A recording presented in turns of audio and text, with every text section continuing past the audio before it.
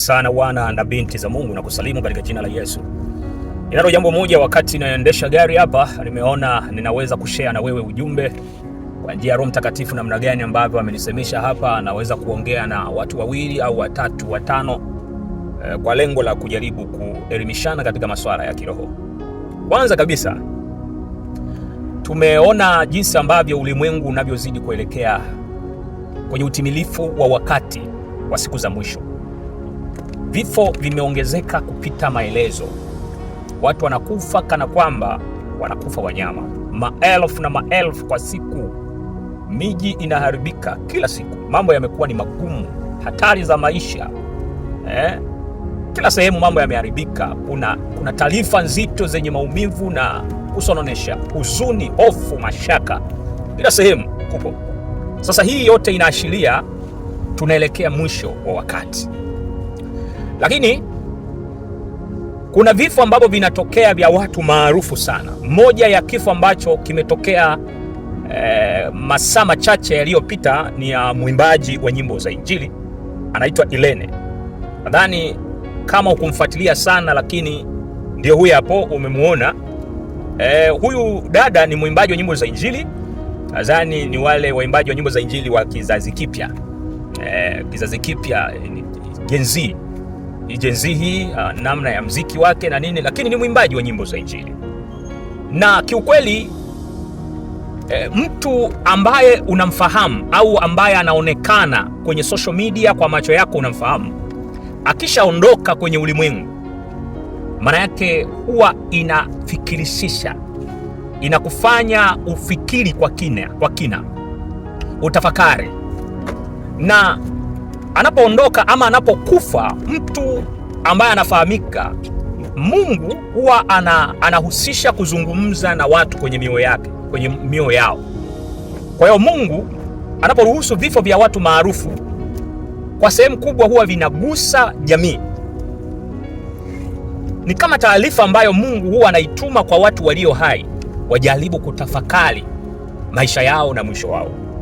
Kwa hiyo kifo cha huyu binti ambaye ni mwimbaji wa nyimbo za Injili Irene kimeshtua watu wengi, kwa sababu kimekuwa ni cha ghafla. Lakini kwa nini watu wanasikitika sana? Moja, wengi wanaumia kwa sababu ya muonekano wa huyu binti, anavyoonekana, kama unavyoona hapo anavyoonekana. Kwa hivyo vitu vinawafanya watu wanajiuliza, huyu naye amekufa kweli? Wanasononeka kwa sababu wakiunganisha na ile appearance ya huyu binti. Mungu amemjalia muonekano mzuri kama binti, kwa sababu Mungu ameumba wanawake wa kila namna na watu tofauti, wanawake wa kila namna. Katika upande wa ulimwengu wa leo, katika macho ya nyama, sifa za wanawake mwenye muonekano mojawapo ni huyu, ni miongoni mwao wanawake. Kwa hiyo watu wanapotazama kwa muonekano wake na bado ni binti mdogo, amekufa. Kwa hiyo ndio kitu kinachochangia watu wanatafakari sana kwamba huyu naye ameondoka, huyu naye amekufa.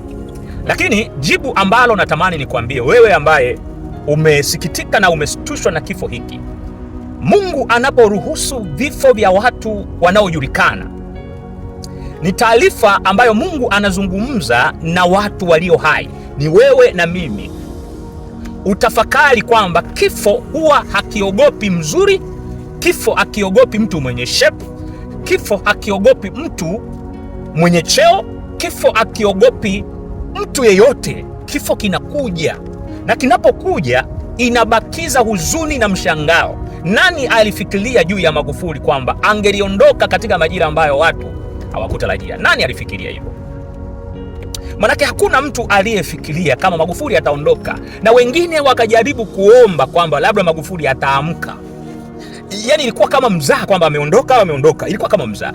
Lakini Magufuli leo hayupo kabisa, na imekamilisha miaka kadhaa wa kadha. Kwa hiyo nataka nikuambia jambo moja, mtu wa Mungu.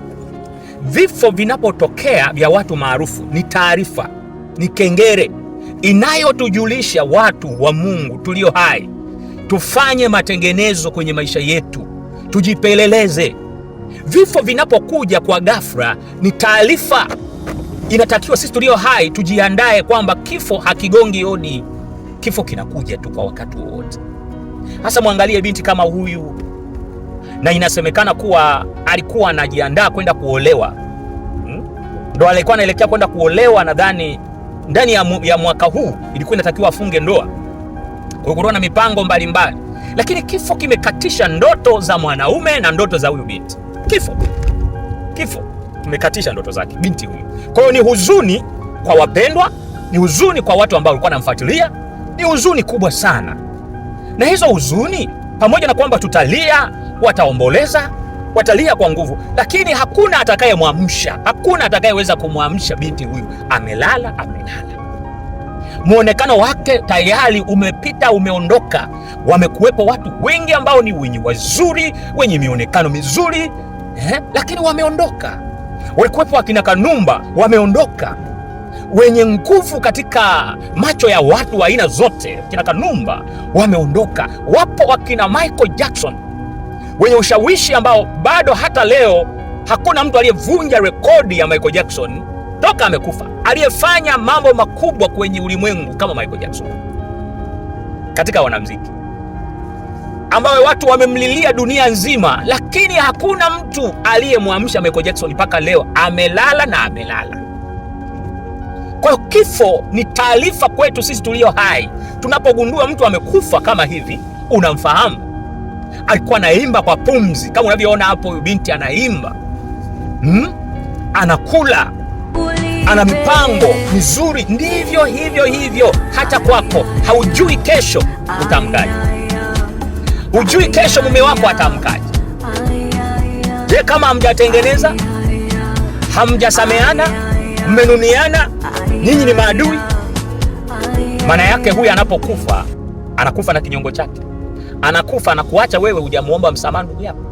Kifo hakigongi hodi. Kwa kinapotokea kifo kama hivi, jamani, ni taarifa. Na siku za mwisho Biblia inasema vifo vitaongezeka mno kwa wingi. Vifo vitakuwa kwa kasi, ajali.